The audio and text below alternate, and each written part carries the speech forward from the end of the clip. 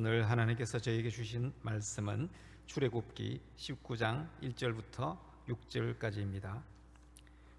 저와 여러분이 한 절씩 교독하도록 하겠습니다. 이스라엘 자손이 애굽 땅을 떠난 지 3개월이 되던 날 그들이 시내 광야에 이르니라. 그들이 르비딤을 떠나 시내 광야에 이르러 그 광야에 장막을 치되 이스라엘이 거기 산 앞에 장막을 치니라. 모세가 하나님 앞에 올라가니 여호와께서 산에서 그를 불러 말씀하시되 너는 이같이 야곱의 집에 말하고 이스라엘 자손들에게 말하라. 내가 애굽 사람에게 어떻게 행하였음가? 내가 어떻게 독수리 날개로 너희를 업어 내게로 인도하였음을 너희가 보았느니라. 세계가 다 내게 속하였나니 너희가 내 말을 잘 듣고 내 언약을 지키면 너희는 모든 민족 중에서 내 소유가 되겠고 너희가 내게 대하여 제사장 나라가 되며 거룩한 백성이 되리라. 너는 이 말을 이스라엘 자손에게 전할지니라. 아멘. 언약 백성으로 살기라는 제목으로 송필호 목사님 말씀 전해 주시겠습니다. 제가 잠깐 기도하겠습니다. 하나님 아버지, 이 시간 말씀을 나누는 시간입니다. 부족한 저지만 주님의 뜻이 온전히 전달될 수 있도록 함께해 주십시오. 성령님께서 우리 각자의 마음을 만지시고 각자에게 깨닫는 마음을 주시며 듣고 잃어버리지 않고 우리 내면에 지속적으로 살아 그 말씀이 역사하도록 이 시간 함께 하여 주옵소서. 예수님의 이름으로 기도합니다. 아멘. 한번 소개해 드리겠습니다. 휴가차 경기도에서 방문하신 그 유평교회 담임 목사님 조정희 목사님 부부 오늘 방문하셨습니다. 어디 계십니까? 잠깐 일어서 주시겠습니까? 환영합니다.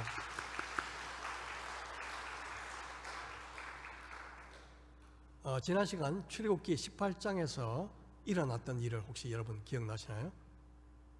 물이 없던 르비딤에서 모세가 하나님의 말씀대로 순종해서 지팡이로 반석을 치자 물이 솟아났죠.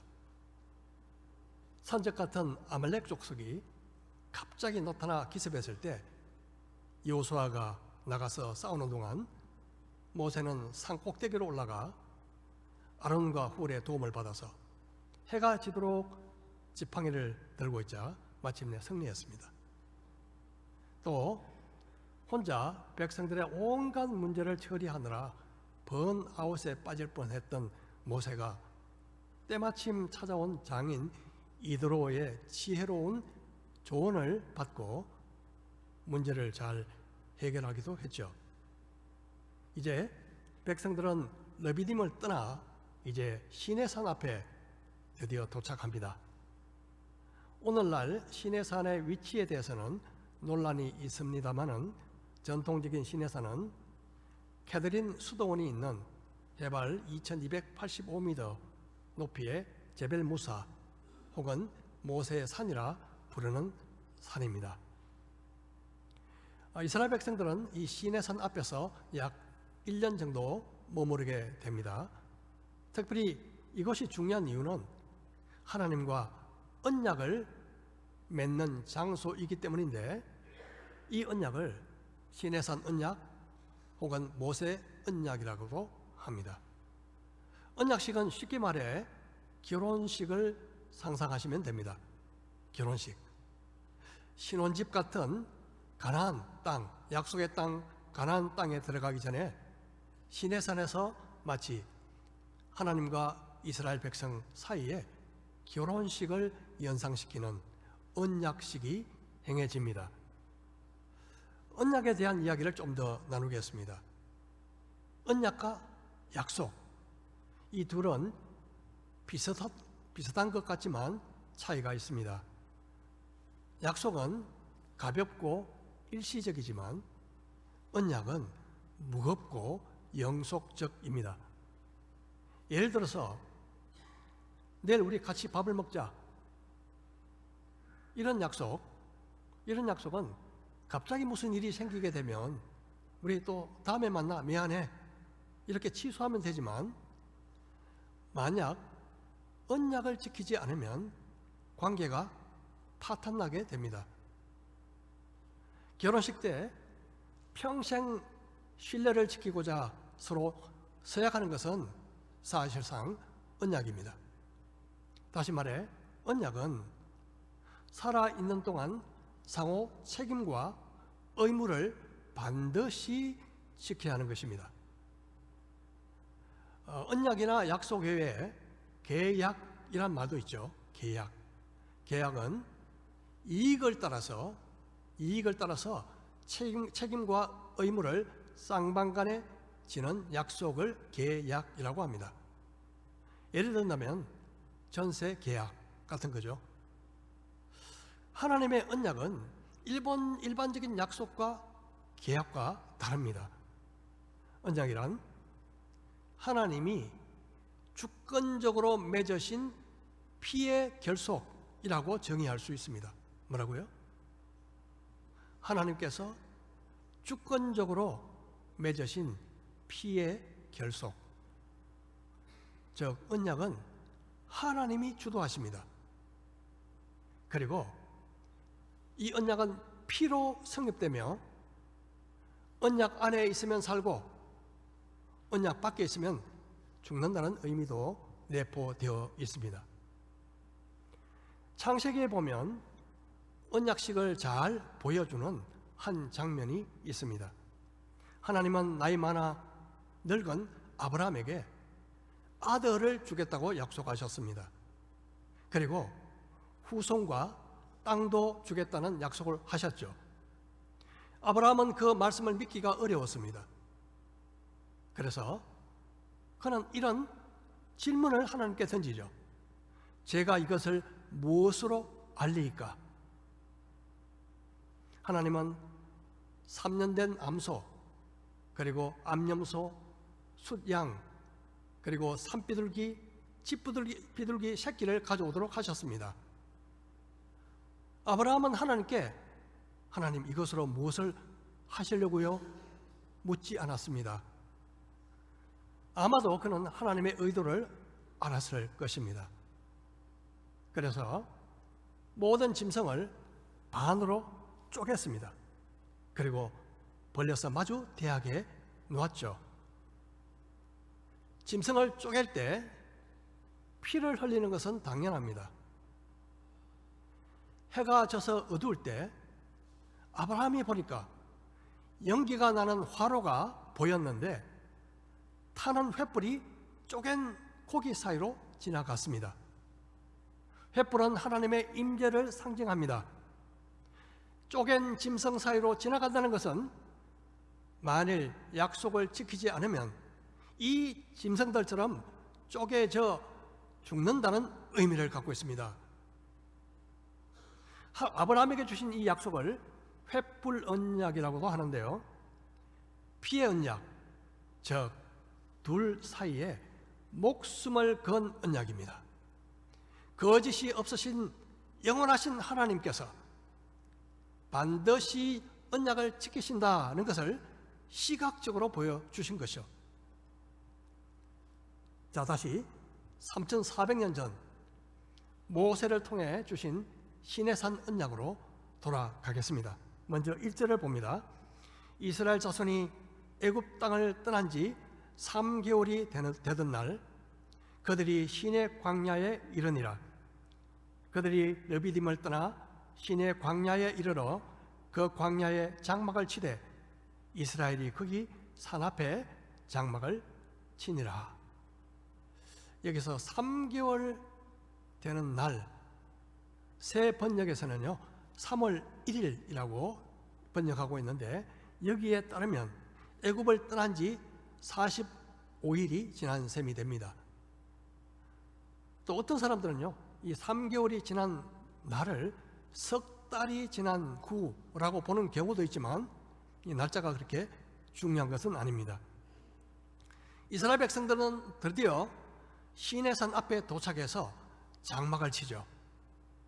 여기서 약 1년가량 머물게 되는데 19장에 보면 모세가 3번 시내산에 올라갔다 내려왔다 했다는 것을 알 수가 있습니다. 자, 3절은요 첫 번째 등정입니다. 모세가 하나님 앞에 올라가니 여호와께서 산에서 그를 불러 말씀하시되 너는 이같이 야곱의 집에 말하고 이스라엘 자손들에게 말하라.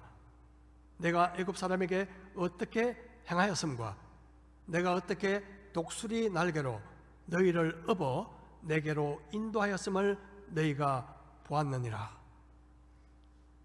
하나님은 먼저 이스라엘 자손들이 너희들 과거의 구원의 은혜를 기억해라 이런 뜻으로 말씀하고 계십니다. 그리고 광야에서 독수리 날개로 없는 것처럼 너희를 인도했다 그렇게 말씀하십니다. 이 독수리 날개에 대해서는 신명기에 다시 등장합니다. 신명기 32장 11절 마치 독수리가 자기의 보금자리를 어지럽게 하며 자기의 새끼 위에 너풀거리며 그의 날개를 펴서 새끼를 받으며 그의 날개 위에 그것을 엎는 것 같이 여호와께서 홀로 그를 인도하셨고 그와 함께한 다른 신이 없었도다. 어린 독수리 새끼들이요 보금자리에서 그냥 꼬박꼬박 졸고 있을 때 이 어미 독수리는 보금자리를 휘저어서 그들을 깨웁니다. 그리고 새끼를 업고 높은 곳으로 올라가서 새끼를 떨어뜨리죠. 너무 어려서 새끼가 이렇게 날지 못해 추락사의 위기에 처하면 어미 독수리는 그냥 있지 않고 쏜살같이 내려가서 날개로 새끼를 업고 다시 둥지로 돌아갑니다. 이런 과정을 반복하면서 새끼에게 나는 법을 가르치는 거죠. 이처럼 하나님께서는 광야에서 반복되는 고난을 통해서 이스라엘 백성들이 하나님을 전심으로 신뢰하도록 믿음을 강하게 훈련시키시는 것입니다. 자, 5절입니다. 세계가 다 내게 속하였나니 너희가 내 말을 잘 듣고 내 언약을 지키면 너희는 모든 민족 중에서 내 소유가 되겠고. 자, 여기 중요한 내용이 있죠. 하나님께서 너희가 내 말을 잘 듣고 순종하면 3가지 축복이 있을 것이다 그렇게 말씀하십니다. 첫 번째는 모든 민족 가운데 하나님의 소유가 될 것이다. 여러분, 사실 이렇게 말씀하지 않아도 천지에 있는 것이 다 하나님의 소유입니다. 그렇지 않나요? 그런데 왜 여기서 내 소유가 될 것이다 그렇게 말씀하셨을까요? 이것은 마치 귀한 보물처럼 특별한 소유가 된다는 뜻입니다. 시편 135편 4절에 여호와께서 자기를 위하여 야곱 곧 이스라엘을 자기의 어떤 소유요? 특별한 소유로 택하셨음이로다. 여러분, 세상에서는 지위가 높고 연봉이 높고 이름이 유명하면 VIP로 대접받습니다. 우리는 그렇지 않습니다. 비록 나는 죄인이고 미천하지만 하나님께서 나를 특별한 소유로 여기시기 때문에 우리는 특별한 것입니다. 오랜 전 리더스 다이제스트라는 책에 이런 이야기를 읽어본 적이 있습니다. 이 존이란 청년이 있었는데요, 어떤 한 기자가 이 남태평양에 있는 작은 섬을 방문하면서 그곳에 사는 존이라는 아주 멋진 청년을 알게 됩니다. 그 섬에는 아주 독특한 문화가 있었는데요, 신부를 데리고 올 때 지참금으로 암소 1마리를 주는 풍습이 있었습니다. 아주 특별한 신부일 경우 2마리, 맥시멈 3마리까지 주는 풍습이었다고 합니다. 그런데 그 기자가 한 번은 그 섬을 방문하기 전에 이 조언이 결혼한다는 소식을 들었습니다. 그런데 더 깜짝 놀라게 된 것은요, 이 조언이 신부에게 8마리의 암소를 지참금으로 주었다는 거죠. 그것도 아주 수줍어하고 자신감이 없고 아주 평범한 여인을 아내로 맞으면서 8마리의 암소를 지참금으로 주었다는 이야기를 들은 거죠. 이 조언은 그 진상을 알기 위해서 이 조언의 집을 방문했습니다. 그 집 응접실로 인도되었을 때 그는 조언의 아내를 보고 깜짝 놀랐습니다. 자신이 짐작했던 조언의 아내가 아니었던 것입니다. 그녀는 자부심이 넘치고 정말 말로 표현할 수 없는 아름다운 모습으로 인사를 했습니다. 기자는 존에게 왜 지참금으로 8마리의 암소를 주었는지 물었습니다. 그때 존의 대답은 이랬습니다. 저는 제 아내가 평생 자기를 암소 한 마리의 가치로 생각하면서 살기를 원하지 않았습니다. 내가 사랑하는 여인에게 만일 암소 8마리를 지참금으로 줬다면 제 아내가 자신을 평생 동안 8마리의 암소의 가치로 생각하며 살지 않겠습니까? 존이 말한 대로 그 아내는 변했습니다. 자신을 가치 있는 존재로 여기면서 아름답게 변해갔던 것이죠. 이 이야기는 우리에게 깊은 교훈을 줍니다.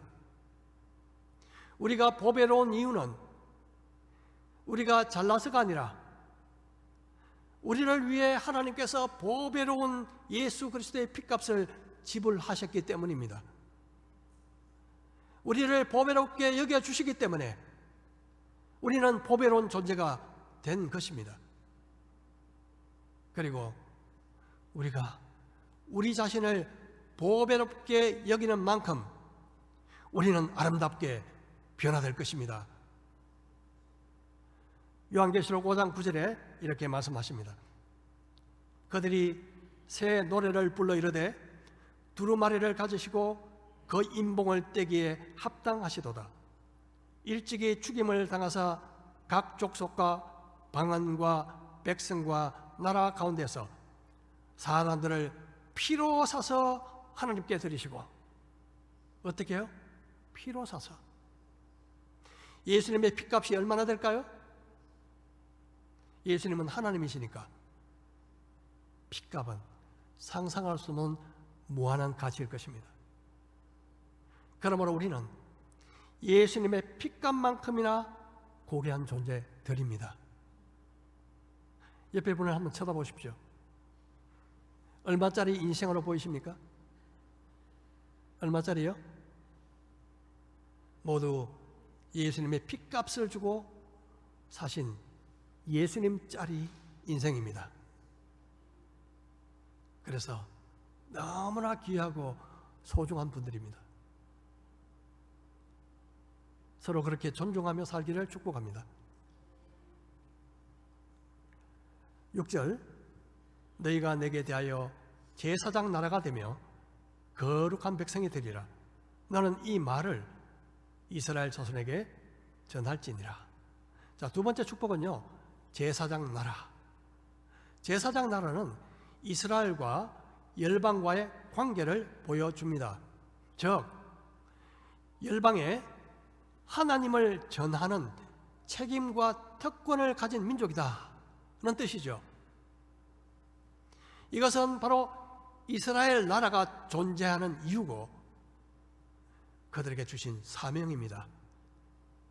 안타깝게도 유대인들은 자신들만이 선택된 민족이라는 지나친 자긍심으로 오히려 이방인들을 차별하고 배척했습니다.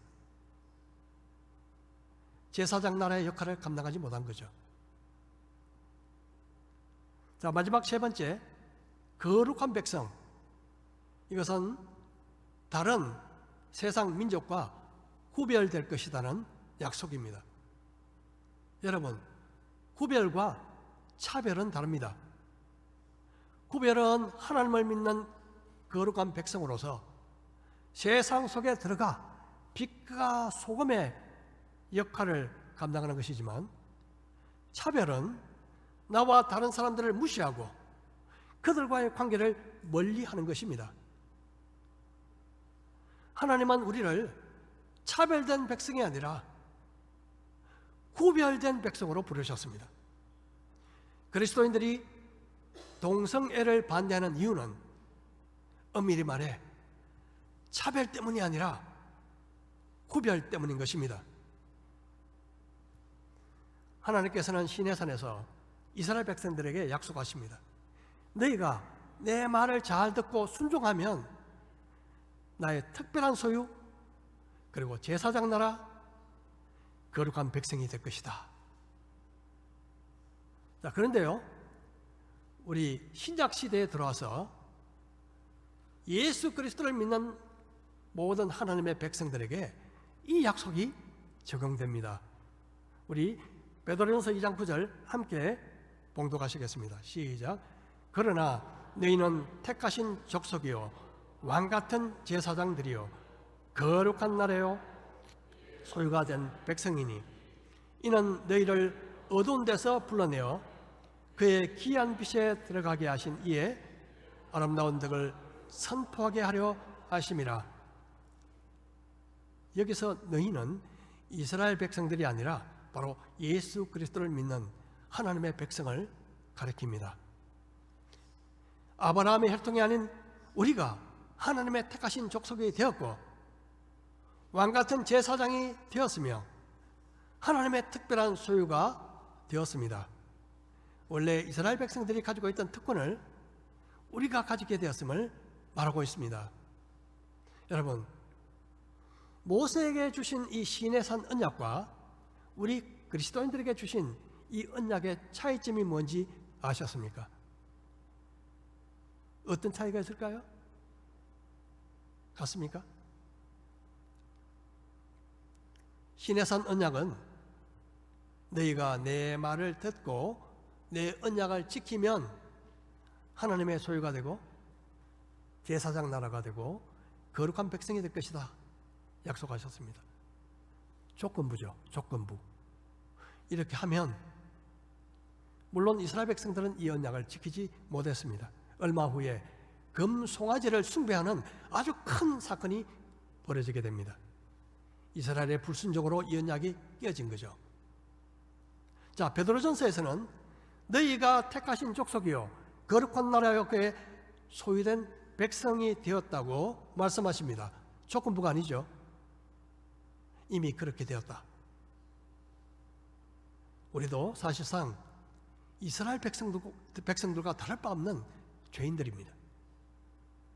왜 조건을 지키지도 않았는데도 우리를 하나님의 소유, 왕같은 제사장, 그리고 거룩한 나라로 불러주시는 걸까요? 바로 예수 그리스도 때문입니다. 예수님은 유일하게 율법을 다 지키시고 완성하신 분이십니다. 의로우신 분이십니다. 그리고 모든 수많은 법을 어긴 우리를 대신해서 우리의 모든 죄를 지고 십자가에 달려 죽으신 후 부활하셨습니다. 우리는 의롭지 않지만 예수 그리스도를 믿음으로 의롭게 되었습니다. 따라서 구약에 나오는 모세의 언약처럼 율법을 지키고 율법대로 살아야 하나님의 소유가 되고 거룩한 백성이 되고 제사장 나라가 되는 것이 아닙니다. 이것을 옛 언약이라고 말합니다. 옛 언약. 대신 우리는 예수 그리스도를 믿음으로 하나님의 소유, 거룩한 백성, 제사장 나라가 된 것입니다. 이것을 새 언약이라고 말합니다. 여러분, 옛 언약과 새 언약에 공통점이 있습니다. 그것은 둘 다 피가 필요하다는 것입니다. 차이도 있습니다. 옛 언약은 짐승을 잡아서 피를 흘렸지만 새 언약은 흠없고 점없는 예수 그리스도의 피가 흘려졌습니다. 옛 언약은 범죄할 때마다 반복적으로 짐승의 피가 제단 위에 흘러져야 됐지만 새 언약은 예수님께서 흘리신 피로 단 한 번에 영원한 속죄가 이루어졌습니다. 이런 질문을 하는 사람들이 있습니다. 우리가 예수님을 믿고 나서 율법을 지켜야 합니까? 이것은 질문 자체가 잘못되었다고 생각합니다. 예를 들어 보겠습니다. 어떤 사람이 사기를 치다가 큰 손해를 입혀서 감옥에 들어가게 되었습니다. 갚을 능력이 없었어요. 그런데 그의 형이 그 동생을 너무나 사랑한 나머지 자신의 모든 재산을 다 팔아 그 동생을 구출해 주었습니다. 그 동생이 감옥문을 나서는 바로 그날 형에게 만약 이런 이야기를 했다고 합시다. 형, 앞으로 내가 사기를 쳐도 돼요? 아니면 하지 말아야 돼요? 이런 질문 자체가 잘못된 거죠. 너무 이상하잖아요. 너무 이상하지 않습니까? 형의 사랑과 희생을 안다면 당연히 거제와 단절할 것입니다. 사실 예수 그리스도를 믿는 사람은 율법의 수준보다 더 높은 수준을 요구받습니다. 율법은 살인하지 말라고 했지만 야고보서는 미워하는 것이 살인이다 하고 말하고 있습니다. 율법은 도둑질하지 말라고 하지만 주님은 모든 탐심을 물리쳐라 그렇게 말씀하십니다. 우리 그리스도인들은 율법의 수준보다 훨씬 높은 수준의 삶을 사실상 요구받고 있습니다. 여러분, 주님이 주신 마태복음의 산상수훈을 읽어보시면 잘 아실 것입니다. 얼마나 수준이 높습니까? 우리는 율법을 지킬 의무에서 해방되고 모든 죄를 용서받은 자유인들입니다. 그럼에도 불구하고 율법의 수준보다 더 높은 삶을 요구받습니다. 이것은 앞뒤가 맞지 않는 모순처럼 보입니다. 이 문제에 대해서 갈라디아서는 이렇게 답합니다. 우리 같이 한번 읽어볼까요? 시작. 형제들아, 너희가 자유를 위하여 부르심을 입었으나 그러나 그 자유로 육체의 기회로 삼지 말고 오직 사랑으로 서로 종노릇하라. 우리가 예수님을 믿고 죄에서 해방되었고 율법을 지킬 의무에서 자유를 얻은 것은 사실입니다. 하지만 그 자유로 죄를 짓는 기회로 삼지 말고 사랑으로 종노릇하라고 말씀하십니다. 우리는 자유인이지만 또한 종이기도 합니다. 여기서 종은 사랑으로 자발적으로 종이 되는 것을 의미합니다. 어떻게 그렇게 할 수 있죠? 우리를 사랑하신 그 사랑 때문입니다. 우리를 사랑하신 그 사랑 때문에 우리는 스스로 자발적으로 종이 되는 것입니다. 우리를 위해서 독생자를 죽게 하신 그 사랑 때문에 말이죠. 여러분, 혹시 죽도록 사랑해 보신 적이 있습니까? 아마 여기 계신 분들은 그런 분이 잘 안 보이는 것 같네요. 연애를 하더라도 그 정도 사랑하기가 쉽지 않습니다. 저희 장모님이 2주 전에 104세를 앞두시고 소천하셨습니다. 저희 장모님께서 돌아가시기 전에 가족장을 하라고 유언을 남기셔서 우리 교회 식구들에게도 알리지 않고 지난주에 조용하게 장례를 지냈습니다. 돌아가시기 이틀 전에 저와 아내가 마지막으로 의식이 있을 때 바로 그 순간 저희들이 방문을 했었습니다.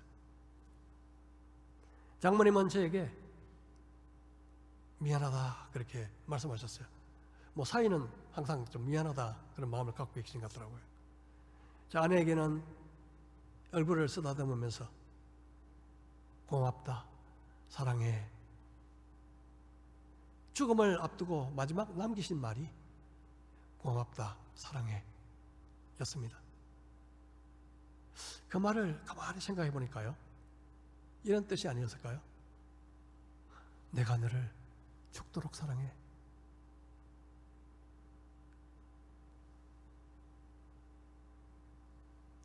여러분, 만일 죽도록 사랑할 수 있는 대상이 있다면 어떤 대상일까요? 최소한 두 가지 조건이 있어야 된다고 생각합니다. 첫 번째는 그렇게 죽도록 사랑할 만한 자격이 있어야 한다. 우리가 거짓말장이나 사기꾼을 그렇게 죽도록 사랑할 수는 없잖아요. 정말 사랑할 만한 가치가 있는 분, 내가 죽도록 사랑할 만한 가치가 있는 분. 자, 두 번째는요, 나를 죽도록 사랑하는 분. 나를 죽도록 사랑하는 분이 계시다면 나도 죽도록 사랑할 수가 있습니다. 그렇다면 한번 생각해 보십시다. 만일 나를 죽도록 사랑하는 분이 가장 위대하신 분이라면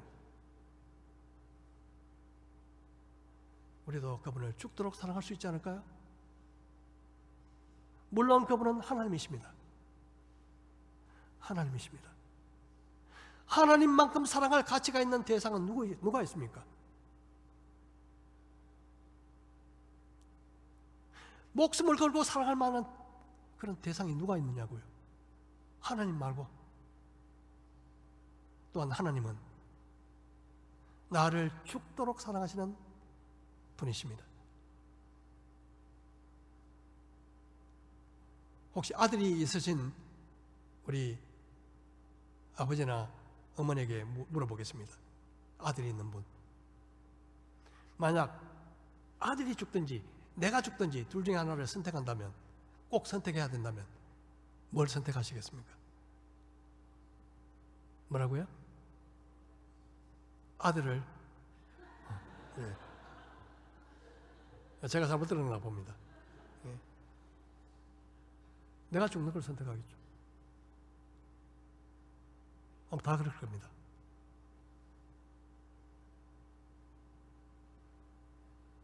가장 소중한 자기 아들까지 아끼지 않으시고 내어주신 분이 하나님이십니다. 그만큼 우리를 죽도록 사랑하신 분이 하나님이십니다. 우리가 하나님을 죽도록 사랑하는 이유, 그것은 하나님께서 먼저 나를 죽도록 사랑하셨기 때문입니다. 사랑은 율법의 완성이죠. 예수님을 믿고 사랑하면 율법을 지키지 않아도 된다가 아니라 오히려 율법의 요구를 뛰어넘는 삶을 살게 합니다. 구원받기 위해서 율법을 지키는 것이 아니라 구원을 주신 하나님이 너무나 하나님을 사랑하기 때문에 말씀을 지키는 거죠.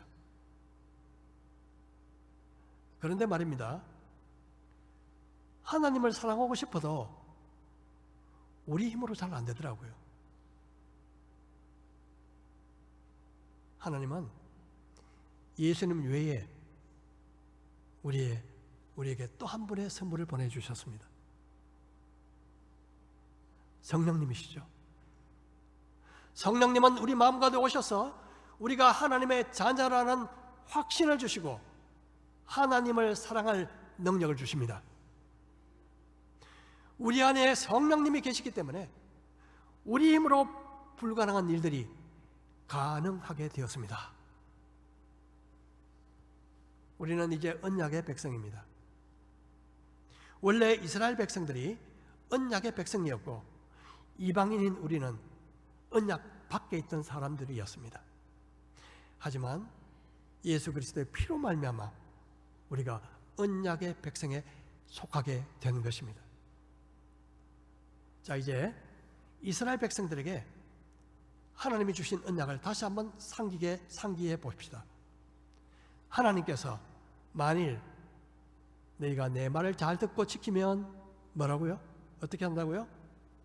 특별한 소유, 그리고 제사장 나라, 거룩한 백성이 될 것이다. 자, 이 모세의 말을 전해 들은 백성들은 과연 어떻게 반응했을까요? 19장 7절, 모세가 내려와서 백성의 장로들을 불러 여호와께서 자기에게 명령하신 그 모든 말씀을 그들 앞에 진술하니 백성이 일제히 응답하여 이르되 여호와께서 명령하신 대로 우리가 다 행하리이다.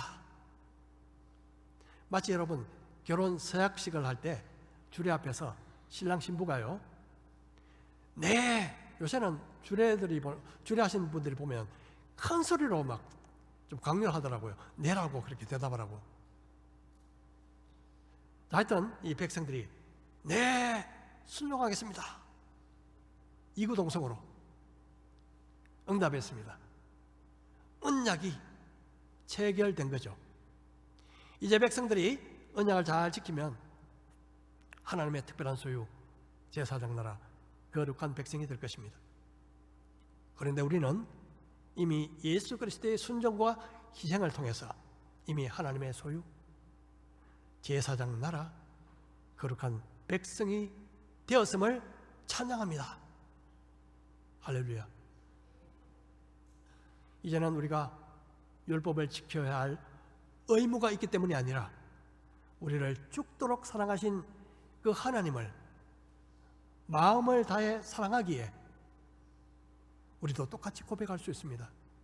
하나님, 하나님께서 말씀하신 것을 제가 다 행하겠습니다. 많은 그리스도인들은 아직도 구약 시대에 살고 있는 것처럼 보입니다.